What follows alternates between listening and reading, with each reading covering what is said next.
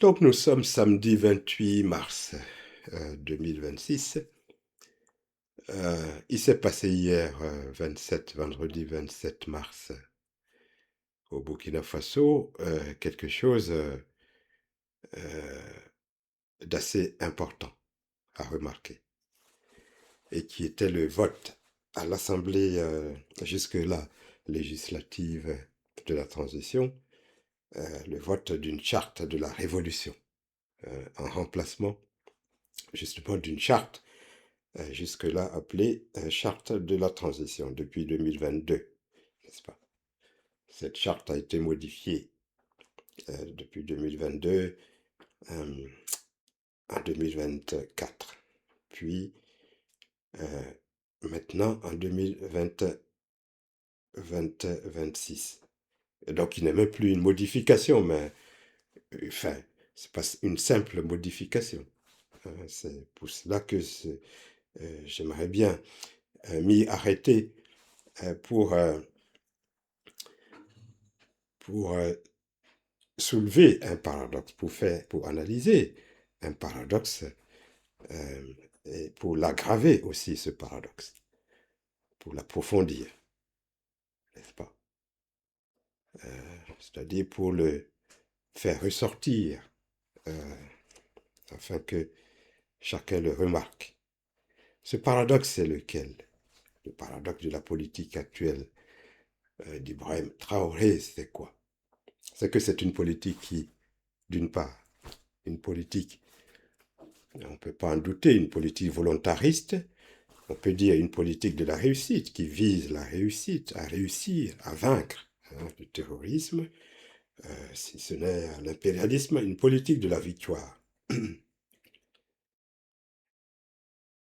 En même temps, je constate, moi, à la lumière donc de ce vote d'hier, de ce changement, je constate, moi, que cette politique de la réussite est paradoxalement fondée et chevillée dans une logique de l'échec. C'est une logique de l'échec qui soutient de part en part la politique qui se veut une politique de réussite, de la réussite et de la victoire d'Ibrahim Traoré, aujourd'hui au Burkina Faso, enfin aujourd'hui depuis 2022 au Burkina Faso. Évidemment, l'Assemblée législative de la transition, devenue maintenant Assemblée législative du peuple, vote à l'unanimité. Donc, c'est-à-dire que tous les députés qui étaient là ont voté pour pour ce remplacement, pour ce changement, cette transformation, à l'unanimité.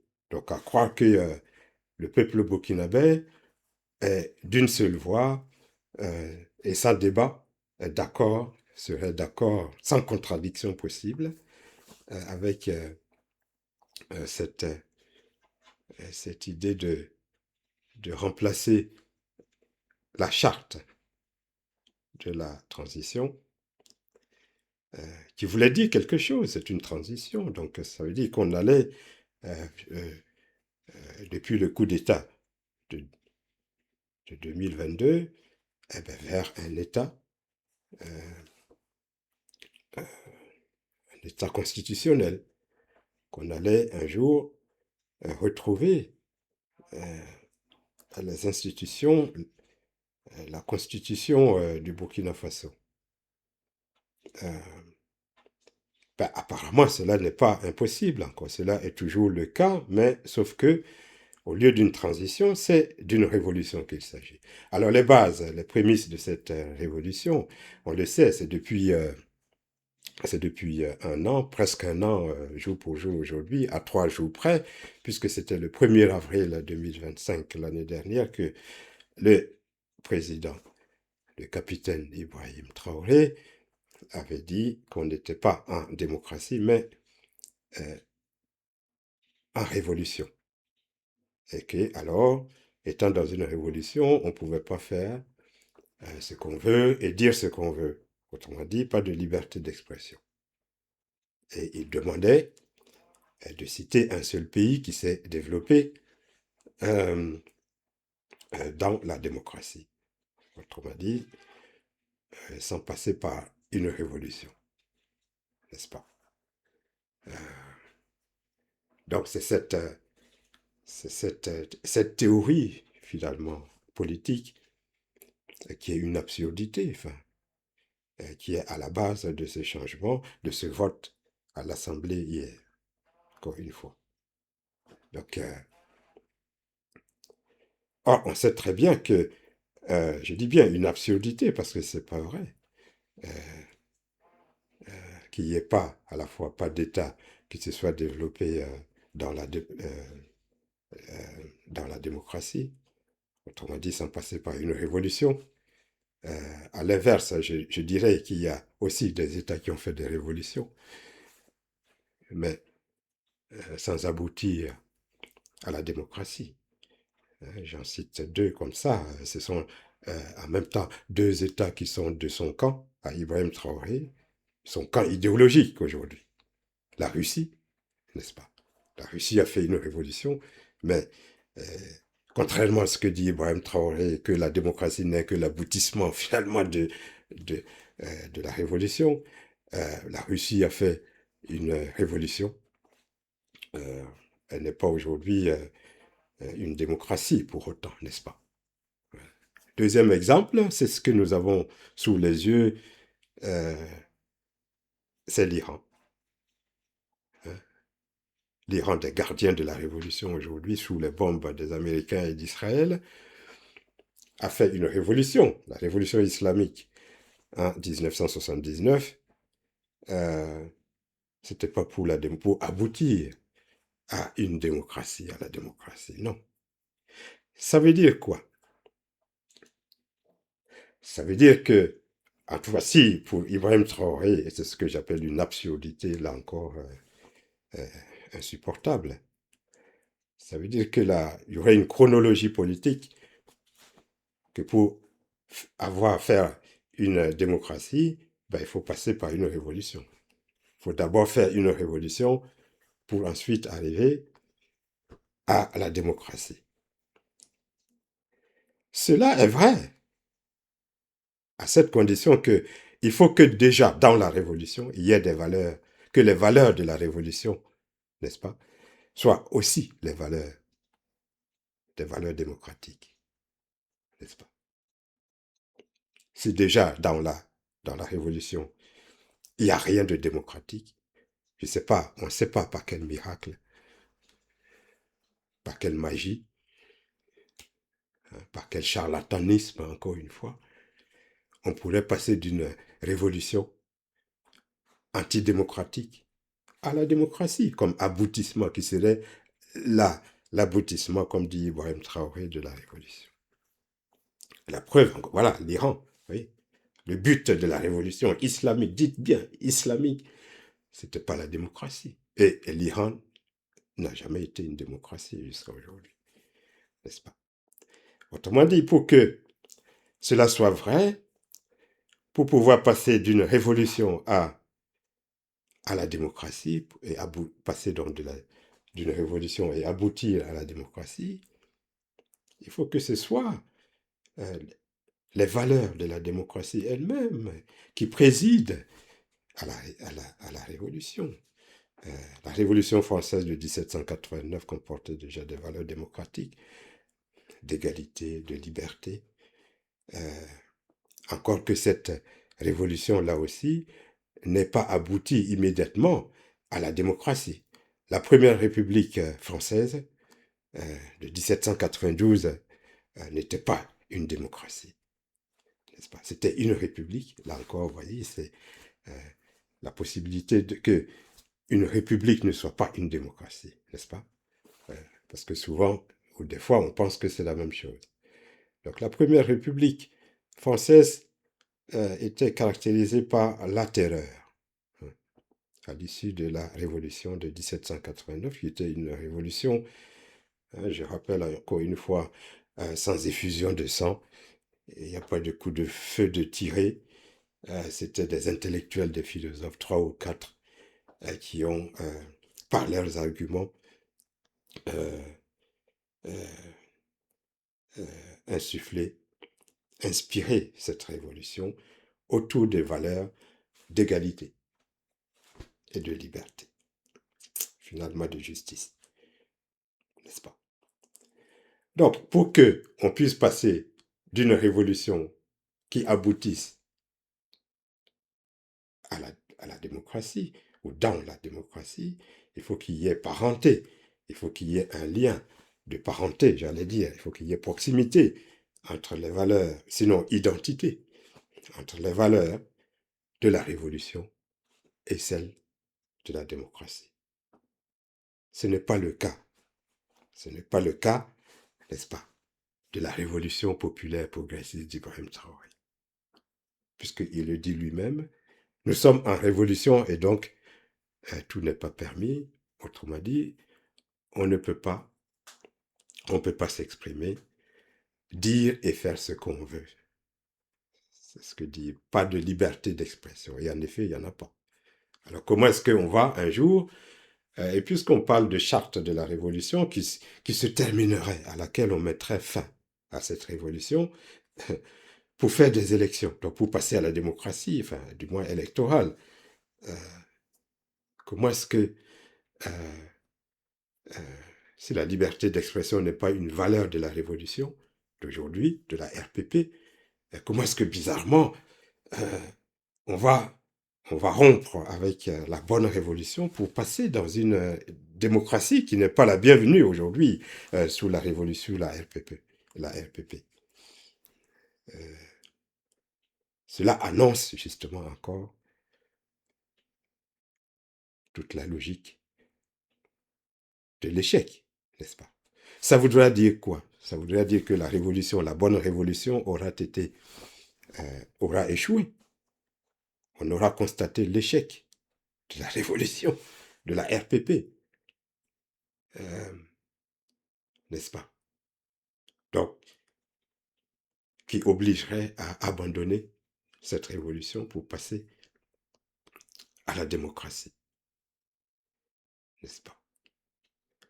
Donc, l'échec est inscrit. Hein. L'échec est inscrit dès aujourd'hui, où je vous parle, dans la politique de la révolution populaire et démocratique. Quand je dis donc échec, c'est pas un échec que souhaiterait euh, euh, un citoyen burkinabé opposé à la politique d'Ibrahim Traoré ou un apatride. Non, cette idée d'échec ne vient pas de l'extérieur à la politique, ne vient pas euh, euh, d'un ennemi ou d'un opposant à la politique d'Ibrahim Traoré, elle vient, cette idée, de l'intérieur même de la politique d'Ibrahim Traoré.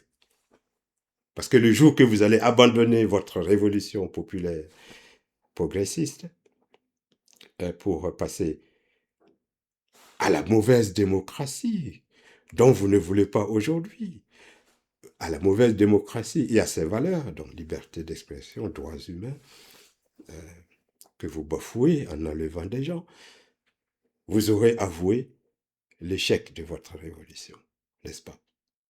Et on aura constaté quoi? On aura constaté, et pour la première fois dans le monde, je pense, que la révolution euh, en place en ce moment au Burkina Faso, qui se dit progressiste, cette révolution alors ne sera même plus une révolution conservatrice qui reviendrait en arrière, n'est-ce pas? Elle sera au moment où vous devrez abandonner ou l'abandonner pour passer aux élections, pour que le président Ibrahim Traoré soit élu, puisque il est dit dans la charte de la révolution, comme dans la charte de la transition de 2024, modifiée de 2024, qu'il est éligible même aux élections cantonales, aux élections villageoises, si on veut, aux élections de brousse. On ne sait pas quel sens ça a, n'est-ce pas, de préciser tout ça. Autrement dit, il est éligible, quoi, partout où il se présentera, et n'importe quand. Euh, donc, cette révolution aura avoué sa nature d'être une révolution, non même pas, dans son échec, même pas une révolution conservatrice. Elle qui se dit progressiste aujourd'hui ne sera ne sera même pas conservatrice, mais régressive, puisqu'elle passera euh, à son ennemi, à son adversaire, à son opposé même, à la démocratie électorale. Voyez. Donc une logique de l'échec est déjà inscrite dans la politique de la révolution populaire et progressiste. Ça, c'est une chose. Mais plus précisément, et c'est cela que je vais encore insister, euh, je vais faire apparaître le paradoxe dans son absurdité et dans son, euh, oui, dans sa gravité, dans ce qu'il peut comporter d'inquiétant et d'incertain, enfin, oui, d'incertain, d'incertitude et d'inquiétude, tout ce que vous voulez, c'est que la révolution, donc c'est pas la première fois, encore une fois, depuis 2022, depuis le coup d'État de 2022 d'Ibrahim Traoré, qu'on modifie la charte de la transition, n'est-ce pas? Tous les 2 ans pratiquement. 2022, 2024, elle est modifiée pour déjà envisager les futures élections, etc., pour faire passer le président de la transition, le capitaine Ibrahim Traoré, à chef de l'État, président du Faso. Bon. Et puis 2 ans plus tard, donc aujourd'hui, 2026, donc c'est tous les 2 ans. Hein, c'est rythmé, le changement. Mais en tout cas, c'est répétitif, les modifications de cette charte. C'est répétitif. Il se trouve que cette charte, donc qui aujourd'hui se dit charte de la Révolution, qui consacre la Révolution, qui institue la Révolution au Burkina Faso, ne rend pas service à cette révolution. Pourquoi? Parce que cette révolution est censée être le point de départ du changement, le coup d'envoi,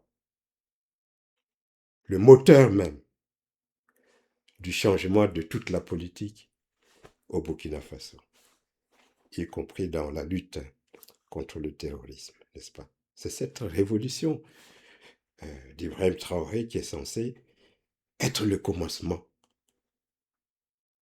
depuis 2022.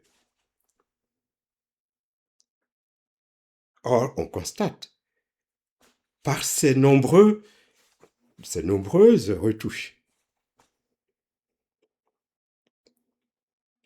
qui sera même difficile à un historien, à un historien de la politique au Burkina Faso, hein, de nous dire, mais au fait, quand commence la RPP au Burkina Faso? Quand commence au Burkina Faso la révolution populaire progressiste? Quand? Qui est capable de le dire aujourd'hui? Et j'ai bien peur même qu'à l'heure où je vous parle, c'est-à-dire en ce 28 mars 2026, cette révolution n'est pas encore commencée.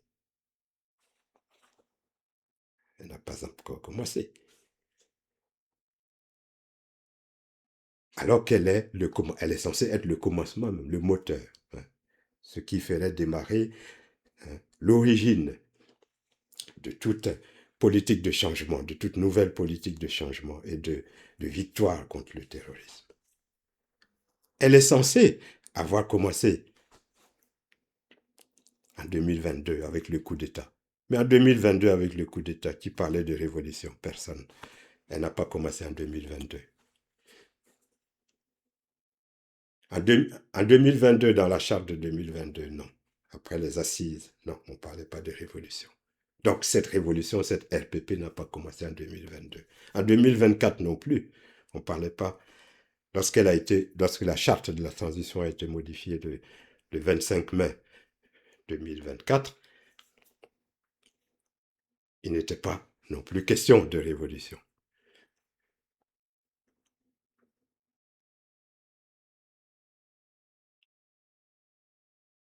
La révolution a été mentionnée seulement hier, 27, pour pouvoir remplacer la charte de la transition, qui deviendrait donc charte de la révolution. Donc après un an, lorsque, après les propos d'il y a un an du capitaine Traoré sur révolution et démocratie. Autrement dit, encore une fois, ce qui est problématique, ce qui fait question, c'est que imaginez que vous vous destinez quelque part. Vous avez un véhicule, soit une mobilette, une voiture, peut-être même un vélo, peu importe, un moyen de déplacement. Supposons une voiture ou une mobilette, une moto. En tout cas, un véhicule qui comporte un moteur, qui doit vous amener à une destination, peu importe la destination, qu'elle soit éloignée ou proche. Mais vous devez vous déplacer. Eh bien, vous démarrez. Vous démarrez votre engin, voiture ou mobilette, qui ne démarre pas. Vous ne pouvez même pas démarrer. Alors que c'est la condition pour vous rendre à votre destination, c'est de pouvoir démarrer, quand même. Vous voyez, votre moteur ne démarre pas. On appelle ça une panne, n'est-ce pas? Vous êtes en panne. Le moteur ne répond pas. Donc vous ne pouvez même pas commencer par le commencement, c'est-à-dire de démarrer. C'est de cela qu'il s'agit avec notre RPP au Burkina Faso. Elle ne commence toujours pas. 4 ans après l'accès au pouvoir d'Ibrahim Traoré, elle ne commence toujours pas. À l'heure où je vous parle, elle n'existe pas, même pas juridiquement, puisqu'elle n'existe pas, puisqu'il faut encore que la loi soit promulguée. À l'heure où je vous parle, en ce samedi 28, et 4 ans après, 2022, il n'y a toujours pas de révolution populaire progressiste au Burkina Faso, alors même que c'est cette révolution populaire progressiste qui est censée être le moteur du changement, à la fois politique et militaire, n'est-ce pas, qui nous mènerait, qui nous aurait amené la victoire contre le terrorisme. Ce par quoi nous devions commencer, la révolution n'a toujours pas commencé. Le commencement n'a pas commencé. Nous échouons à commencer. N'est-ce pas? Donc on ne peut pas parler même, on ne peut pas penser qu'il puisse y avoir quelque chose comme une réussite, puisque nous n'arrivons même pas, enfin nous, pas moi en tout cas, mais ils n'arrivent même pas. Ibrahim Traoré et son équipe à Ouagadougou, à commencer par ce qui est le commencement. Le moteur ne démarre toujours pas 4 ans après. N'est-ce pas? Il n'existe toujours rien de tel qu'une révolution populaire. Cette révolution populaire progressiste n'existe que comme mot, que comme slogan.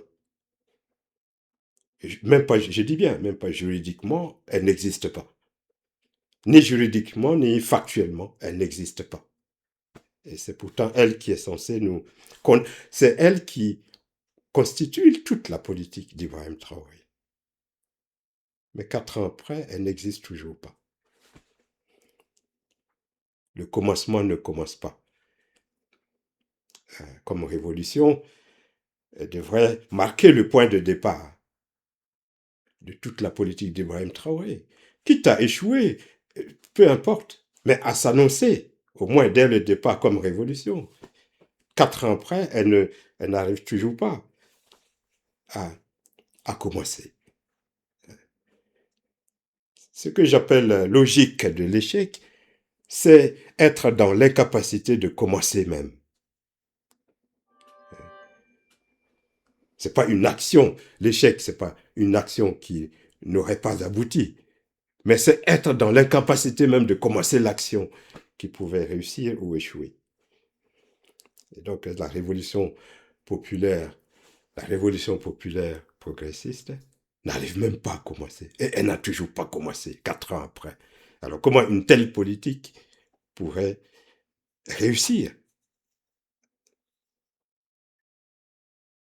Mais quand je dis ça, encore une fois, c'est pas que je souhaite son échec, c'est que je constate son propre échec intrinsèque, qui consiste dans le fait que cette politique, en tant que commencement, n'arrive pas à commencer. Hein. Voilà. Que dire de plus? Sinon de se contenter de ce constat. Que 4 ans après, nous n'avons toujours pas, ni juridiquement, ni factuellement, euh, ce par quoi nous devrions commencer. Et qui est ce qui euh,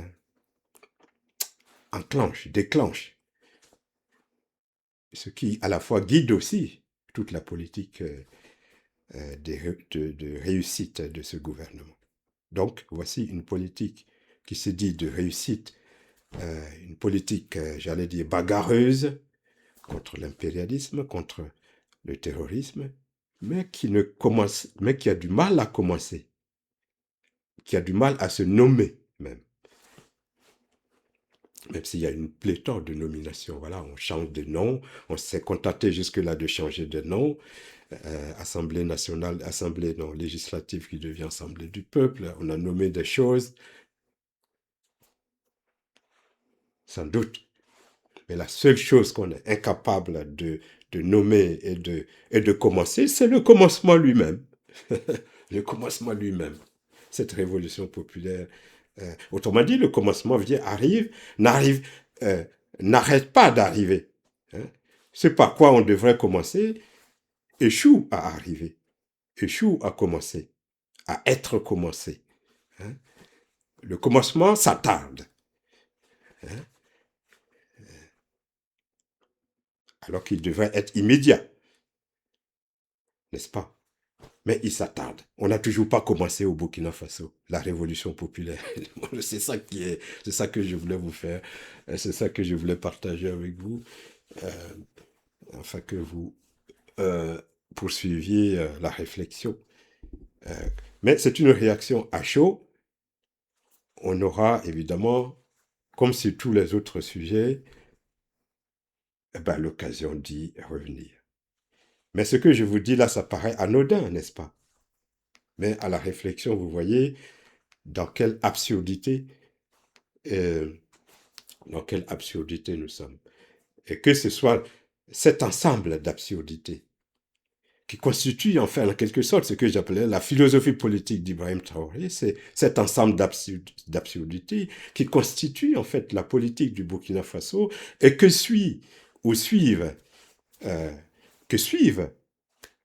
toutes les institutions du Burkina Faso, l'Assemblée, tout ce qui s'appelle institution, euh, s'accorde massivement, unanimement derrière ces absurdités-là. Bon, c'est pathétique, n'est-ce pas, pour mon pays.